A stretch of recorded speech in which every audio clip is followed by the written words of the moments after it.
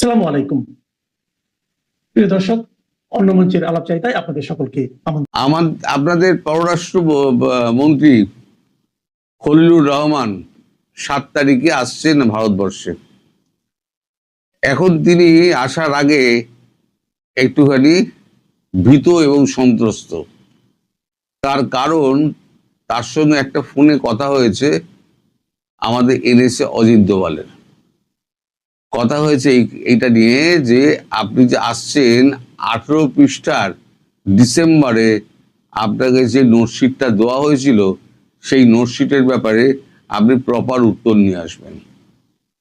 এখন সেই নোটশিটে কি ছিল আপনাকে আমি বলেছি, নোটশিটে যা যা ছিল যে 10টা পয়েন্ট বারবার আমি বলেছি। 1 নম্বরে কি ছিল, 2 নম্বরে কি ছিল, 3 নম্বরে হচ্ছে আপনার সমস্ত লেখক, শিল্পী, বুদ্ধিজীবী, তারপরে আপনার মানবাধিকার কর্মী, তারপরে আপনার চিন্তাশীল ব্যক্তি যারা আছে তাদেরকে, আপনার সাংবাদিক, তাদের নিঃশর্ত মুক্তিদান, হ্যাঁ, তারপরে জঙ্গিবাদকে প্রশ্রয় না দেওয়া। কিন্তু দেখা যাচ্ছে জঙ্গিবাদের প্রশ্রয় ওখানে চলছে এবং চাষাবাদ চলছে রীতিমতো। এই যে সম্প্রতি আমাদের এখানে যে 8 জন ধরা পড়লো, তার মধ্যে দেখা গেল যে জিজ্ঞাসাবাদ করে পুলিশ যে তার মধ্যে 7 জনই বাংলাদেশের নাগরিক। এরা বাংলাদেশের ঢাকায় দীর্ঘদিন অবস্থান করেছে এবং নিজেদের মধ্যে সলা পরামর্শ করেছে। ওইখানে তারা মডেল তৈরি করেছে এবং সেই মডেল বিস্তার করার জন্য তারা এপার বাংলায় ঢুকেছিল। এবার এখানে স্লিপার সেল করবে বলে ভারতকে মানে খণ্ডিত করবে, এই ছিল তাদের প্ল্যান। ধরা তো পড়েছে। আরো একজন ধরা পড়েছে, তার নামটাই ভুলে গেলাম, লোন। সে হচ্ছে পাকিস্তান, মানে কাশ্মীরি, পাকিস্তানে আইএসআই হয়ে কাজ করতো। তারপর ওখান থেকে নেপাল হয়ে, এরা যে নেপাল হয়ে ঢুকেছিল, সেই নেপাল হয়ে এই লোনও ঢুকেছিল। লোনকেও অ্যারেস্ট করা হয়েছে পরশু দিনকে। সে স্বীকার করেছে সে বাংলাদেশেই ছিল। বাংলাদেশে খাওয়া দাওয়া করে 1.5 মাস না 2 মাস ওখানে বেশ চর্বি টর্বি গোস্ত খেয়ে চর্বি টর্বি হয়েছে আর কি। এখন চর্বি মাটো হচ্ছে। এখন এই যে কথাগুলো যেগুলো ফোনে কথা বলা হয়েছে, এখন 7 তারিখে যখন উনি আসবেন, তখন যে বার্তাই উনি দিন না কেন খলিলুর রহমান, তাতে ডাল গলবে বলে মনে হয় না। উল্টে বাংলাদেশের তারেক রহমান সরকার কিন্তু আরো প্যাঁচে পড়তে পারে। আপনারা সমানে বলবেন আমাদের দিকে বন্ধুত্বের হাত বাড়িয়ে দিন, আমাদের আরো ডিজেল দিন, আরো খাদ্য দিন, আমাদের অমুক দিন তমুক দিন। আপনারা ভারতবর্ষকে কি দিয়েছেন? আপনারা ভারতবর্ষে শুধু জঙ্গি সাপ্লাই করছেন, আর কিছু দিতে পারেননি। আপনার পার্লামেন্ট শুরু হয়ে গেছে, এদিক ওদিক নানান ধরনের আপনার উঠছে, মানে কথাবার্তা উঠছে। কিন্তু আসল যে 10টা পয়েন্ট, সেই 10টা পয়েন্টের ওপরে কোনো আলোচনা কিন্তু হচ্ছে না, কোনো মানে অগ্রগতিও হচ্ছে না। সুতরাং খলিলুর রহমান এসে খুব একটা সুবিধে করতে পারবেন বলে আমার মনে হয় না। এবার প্রশ্ন হচ্ছে এই জাতিসংঘের সভাপতি নির্বাচন। এখানে সভাপতি নির্বাচনে যদি ভারত সরকার দুজনের, মানে ভারত সরকারের ধরে আছে, একজন হচ্ছে গ্রিস একটা, আর একটা হচ্ছে বাংলাদেশ। গ্রিস ভারতের অত্যন্ত কাছের বন্ধু এবং গ্রিসে প্রধানমন্ত্রী গিয়েছিলেন। আমাদের S-400 গ্রিসকে দেওয়া হয়েছে, কারণ হচ্ছে গ্রিস হচ্ছে গিয়ে গ্রিসের সঙ্গে টার্কির বনে না। গ্রিস ওই জন্য টার্কিকে জব্দ করার জন্য গ্রিসকে S-400 দেওয়া হয়েছিল এবং পিনাকা রকেট টকেটও দেওয়া হয়েছে। ফলে টার্কিকে সাপোর্ট করবে না বাংলাদেশ যারা জঙ্গি চাষ করছে এবং জঙ্গি চাষ করে ভারতবর্ষকে ভাঙার চেষ্টা করছে তাকে সাপোর্ট করবে? এবার আপনারাই বলুন। ফলে তারেক রহমান তিনি যে খেলাটা খেলতে চাইছেন ওই খলিলুরকে দিয়ে, সেই খলিলুরকে দিয়ে খেলাটা দিয়ে কিন্তু খেলা জমবে না। ফলে সেটা এই যে 18 তারিখে যে পেপারটা দেওয়া হয়েছে, পেপারগুলো দেওয়া হয়েছিল 18 পৃষ্ঠার ডিসেম্বরে, সেইটা নিয়ে কিন্তু যখন কথাবার্তা হয়েছে তখন কিন্তু খলিলুর রহমানের গলা শুকিয়ে গেছে। এবার খলিলুর রহমান তার ঘনিষ্ঠ মহলে বলছেন, আমি তো 7 তারিখে যাব, কিন্তু কি উত্তর দেবো আমি? এখানে যা হচ্ছে তার উত্তর দেওয়ার তো আমার জায়গা নেই। এখন উত্তর উনি খুঁজে বেড়াচ্ছেন, তাকে সদুত্তর তো দিতে হবে। এবার আমি বলেছিলাম না, উনি যদি এড়িয়ে যান তাহলে উনি আর জীবনে দেখা পাবেন না, আর যদি উনি আসেন তাহলে ওনাকে কিন্তু উল্টো দিকে বসে তাই কিন্তু উত্তরটা দিতে হবে। প্রথমে তো আমাদের অজিত দোভালের সঙ্গে কথা হবে, অজিত দোভালের সঙ্গে কথা হওয়ার পর তারপর হয়তো জয়শঙ্করজির সঙ্গে কথা হবে, কিন্তু মোদিজির সঙ্গে দেখা তার হবে না। মোদিজি দেখা করবেন না, মোদিজি এত তাড়াতাড়ি দেখা টাকা করেন না। তাছাড়া উনি এখন ডিজেল, পেট্রোল এই সমস্ত নিয়ে অত্যন্ত ব্যস্ত। আর এদিকে আপনারা বলছেন যে আমাদের আরো ডিজেল চাই, আরো খাদ্য চাই, আরো বিদ্যুৎ চাই, সব চাই। আপনারা দিয়েছেন কি? প্রশ্ন হচ্ছে আপনারা দিয়েছেন কি? আপনারা শুধু জঙ্গি চাষ করছেন আর ওপার থেকে ভারতকে ভাঙার পরিকল্পনা করছেন আর এপারে জঙ্গি পাঠাচ্ছেন। এটা বন্ধুত্বের মূল্য হতে পারে? সমান অধিকার এটা কি হতে পারে? সমানে সমানের টক্কর কি হতে পারে? হতে পারে না। আপনারা ভারতের পশ্চাৎ দেশে আপনারা বাঁশ দিয়ে যাবেন, আর ভারত আপনাকে তেলও দিয়ে যাবে, খাবারও দিয়ে যাবে, এগুলো আশা করেন কি করে? আশা করবেন না। জাতিসংঘে ভারতবর্ষ বাংলাদেশকে সাপোর্ট করবেন। আমি এখনই বলে দিচ্ছি, গ্রিসকে সাপোর্ট করবে, বাংলাদেশকে সাপোর্ট করবে না। কারণ বাংলাদেশ আর ভারত বন্ধু হিসেবে দেখে না। পার্শ্ববর্তী রাষ্ট্র আছে, ঠিক আছে, যতটুকু করা যায় ততটুকু করব, তার বাইরে আগ বাড়িয়ে কিছু করতে যাব না। এটা মোদিজি বুঝে গেছেন যে এদিকে করে কিছু হবে না। তুমি যতই করো না কেন, সে ভর্ষে ঘি ঢালার মতো একটা কথা আছে না, এই ভর্ষে ঘি ঢালা, এটা ভর্ষে ঘি ঢালার মতো অবস্থা। বাংলাদেশকে তুমি যতই করো ওই ভর্ষে ঘি ঢালা হবে।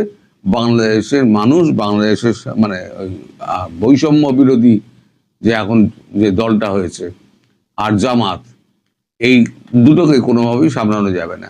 আর এই দুটোকে সামলাতে তারেক রহমান এ জীবনে পারবেন না। ফলে তারেক রহমান হয়তো খুব শিগগির টাটা বাই বাই হয়ে যাবে, মিলিয়ে দেবেন, খুব শিগগির হয়তো টাটা বাই বাই হয়ে যাবে। এখন সেটা যদি খলিলুর রহমান যদি বুদ্ধিমত্তার সঙ্গে সেটাকে যদি হ্যান্ডেল করতে পারেন, খুব চতুরামির মধ্যে যদি হ্যান্ডেল করতে পারেন, তাহলে হয়তো কিছু দিনের জন্য হয়তো একটা রেহাই পেতে পারেন, একটা স্পেস পাবেন, মানে ব্রিদিং স্পেস যাকে বলে, শ্বাস নেওয়ার একটা জায়গা পাবেন। আর তা যদি না হয় তাহলে এখানেই কিন্তু দাড়ি পড়ে যাবে। সবাই ভালো থাকবে। অবৈধ ইউনূস সরকার ক্ষমতা দখল করে বাংলাদেশের নিকটতম প্রতিবেশী রাষ্ট্র ভারতকে বাংলাদেশের প্রধান শত্রু হিসাবে জাহির করতে শুরু করে এবং জুলাই সন্ত্রাসীদের লেলিয়ে দেয় ভারত ইস্যু নিয়ে মাঠ গরম করার জন্য। ইউনূস সরকারের জাতীয় নিরাপত্তা উপদেষ্টা হিসাবে নির্দিষ্ট তারিখের একদিন আগেই রজার খলিল ওরফে খলিলুর রহমান ভারত সফরে যান 2025 সালের নভেম্বর মাসে। এখন তিনি আবার তারেক রহমানের পররাষ্ট্রমন্ত্রী। লন্ডনে ডক্টর ইউনূসের সঙ্গে বৈঠকের পর এই রজার খলিল হয়ে উঠেছিল তারেক রহমান সরকারকে ক্ষমতায় আনার মূল প্রেরণক। শোনা যায় তারেক রহমান ভারতের কাছে, আমেরিকার কাছে বহু মুচলেকা দিয়েছেন। সেসব মুচলেকা এখন কড়ায় গন্ডায় আদায় করার সময় এসেছে। আগামী 7 এপ্রিল এই রজার খলিল ওরফে খলিলুর রহমান ভারত সফরে যাচ্ছেন। লোকে বলছে ভারত বাংলাদেশ সম্পর্কের রিসেট বাটন নিয়েই তিনি নাকি দিল্লি যাচ্ছেন। নাকি সেই যে মুচলেকার বিষয়টি, মুচলেকা কি দিয়েছিলেন সেটাই কি পাওনা বোঝাতে যাচ্ছেন?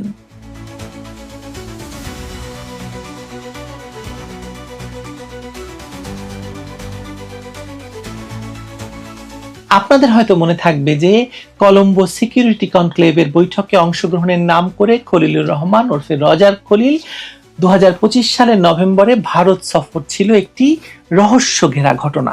অন্তর্বর্তী সরকারের আমলে মাত্র 2 জন উপদেষ্টার ভারত সফরের মধ্যে এটি ছিল সবচেয়ে গুরুত্বপূর্ণ, বিশেষত এমন এক সময়ে যখন শেখ হাসিনাকে আন্তর্জাতিক অপরাধ ট্রাইব্যুনাল মৃত্যুদণ্ড দিয়েছে এবং বাংলাদেশ তার প্রত্যর্পণ দাবি করছে। সেই পরিস্থিতিতে জাতীয় নিরাপত্তা উপদেষ্টা রজার খলিল ওরফে খলিলুর রহমানের দিল্লি যাওয়া এবং অজিত দোভালের সঙ্গে সাক্ষাৎ অনেক প্রশ্নের জন্ম দিয়েছিল। এখন সেই একই ব্যক্তি পররাষ্ট্রমন্ত্রী হিসেবে দিল্লি যাচ্ছেন। তারেক রহমান সরকারের প্রথম উচ্চ পর্যায়ের দিল্লি সফর হিসাবে এটি কূটনৈতিক গুরুত্ব অনেক বেশি। প্রধানমন্ত্রীর পররাষ্ট্র বিষয়ক উপদেষ্টা হুমায়ুন কবিরের সঙ্গী হওয়ার বিষয়টি এই সফরের গুরুত্ব আরো বাড়িয়ে দিয়েছে। এই সফরে ভারতের পররাষ্ট্রমন্ত্রী জয়শঙ্কর, জাতীয় নিরাপত্তা উপদেষ্টা অজিত দোভাল, বাণিজ্য মন্ত্রী পীযূষ গোয়েল এবং পেট্রোলিয়াম মন্ত্রী হরদীপ সিং পুরীর সাথেও আলোচনার বিষয়ে আনুষ্ঠানিক যোগাযোগ শুরু হয়েছে। ভারতীয় গণমাধ্যমের প্রতিবেদন অনুযায়ী এই সফরকে দ্বিপাক্ষিক সম্পর্কের রিসেট বোতাম হিসাবে দেখা হচ্ছে।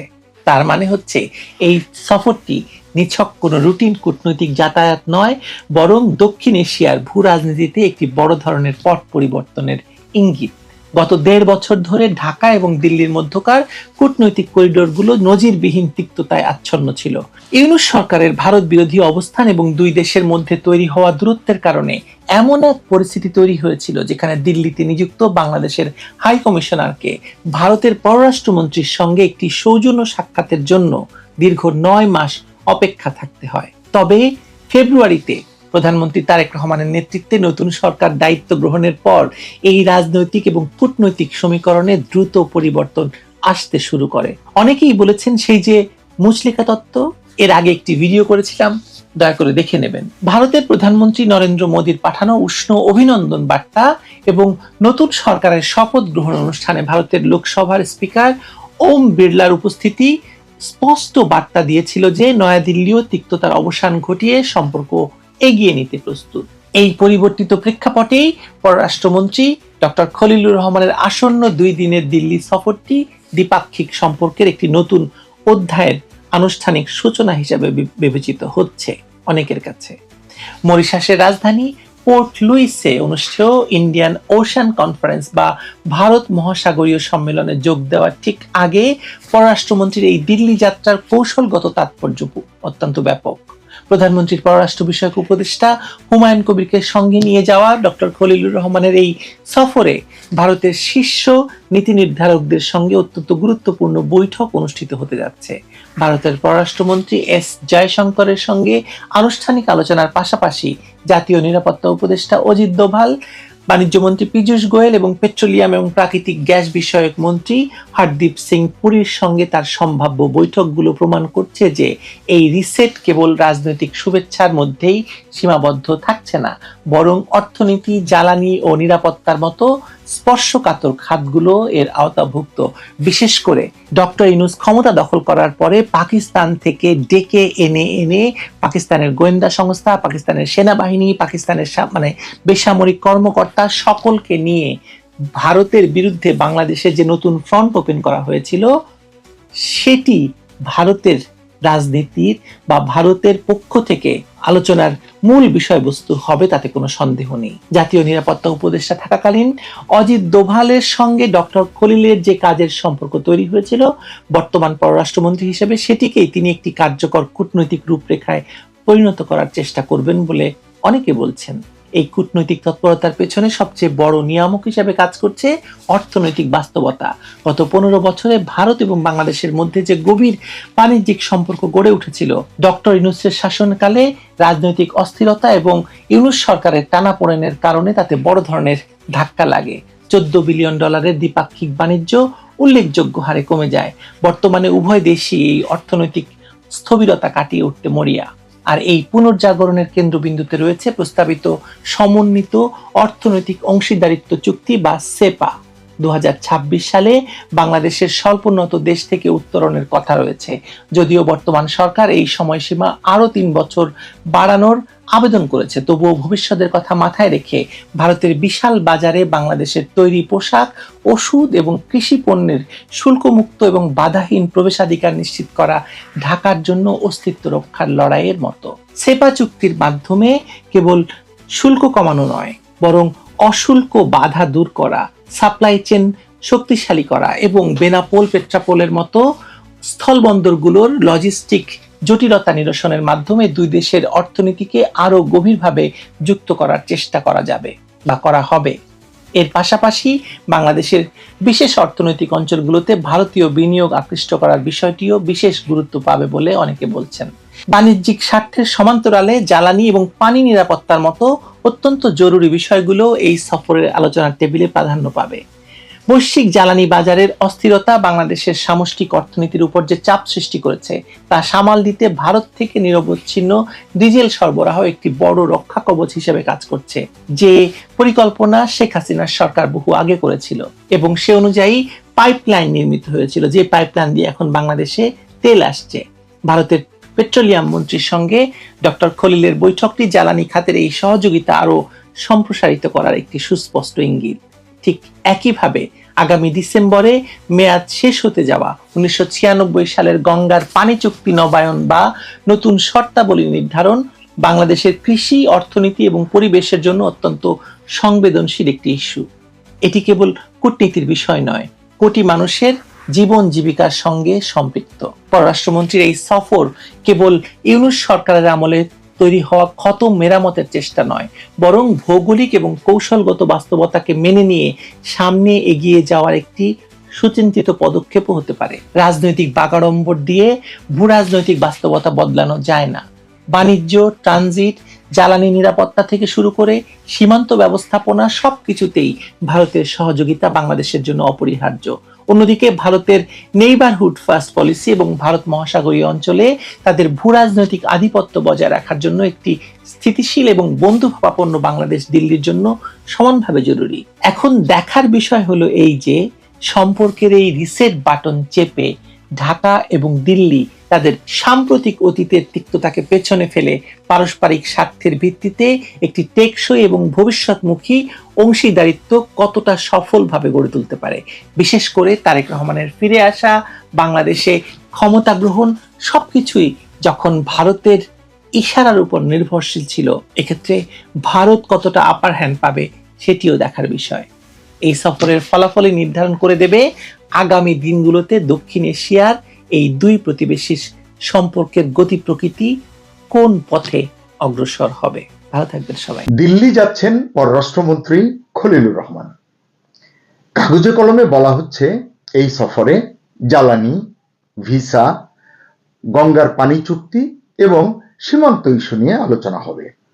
কিন্তু এই সফরের উদ্দেশ্য কি শুধুই অফিসিয়াল আলোচনা, নাকি ভেতরে ভেতরে রয়েছে অন্য ইস্যু? চূড়ান্ত হতে যাচ্ছে বড় কোনো রাজনৈতিক সমীকরণ। যেমন ধরুন শেখ হাসিনা ইস্যু, তারেক রহমানের সম্ভাব্য দিল্লি সফর বা প্রথম বিদেশ সফর নিয়ে বোঝাপড়া। এছাড়া নতুন সরকারের সঙ্গে মানে তারেক সরকারের সঙ্গে ভারতের সম্পর্কের হিসাব নিকাশও কি ফাইনাল হতে যাচ্ছে এই সফরে? সব মিলিয়ে খলিলুর রহমানের এই সফরটাই কি হতে যাচ্ছে দুই দেশের জন্য একটা টার্নিং পয়েন্ট? আসসালামু আলাইকুম, স্বাগত লিডস নিউজে। সম্মানিত দর্শক, ইতিমধ্যেই আপনারা জেনেছেন আগামী 7 এপ্রিল 2 দিনের রাষ্ট্রীয় সফরে দিল্লি যাচ্ছেন বাংলাদেশের পররাষ্ট্রমন্ত্রী খলিলুর রহমান। বিএনপি নেতৃত্বাধীন বর্তমান সরকার গঠনের পর এটাই কোনো বাংলাদেশি মন্ত্রীর প্রথম ভারত সফর। কূটনীতিকরা এটাকে কেবলই সফর না বলে বলছেন এটা হতে যাচ্ছে সম্পর্ক পুনঃপ্রতিষ্ঠার সূচনা দুই দেশের। সফরকালে ভারতের পররাষ্ট্রমন্ত্রী এস জয়শঙ্করের সঙ্গে বৈঠকের সম্ভাবনা রয়েছে, মোটামুটি চূড়ান্ত হয়েছে বাংলাদেশের পররাষ্ট্রমন্ত্রীর। এছাড়া ভারতের জাতীয় নিরাপত্তা উপদেষ্টা অজিত দোভাল, বাণিজ্যমন্ত্রী পীযূষ গোয়েল এবং পেট্রোলিয়াম ও প্রাকৃতিক গ্যাস মন্ত্রী হরদীপ সিং পুরীর সঙ্গেও তার সাক্ষাৎ আয়োজনের বিষয়টি প্রক্রিয়াধীন রয়েছে। ধারণা করা হচ্ছে বৈঠক হবে। তো প্রকাশ্য যে আলোচনার কথাগুলো বলা হচ্ছে সেখানে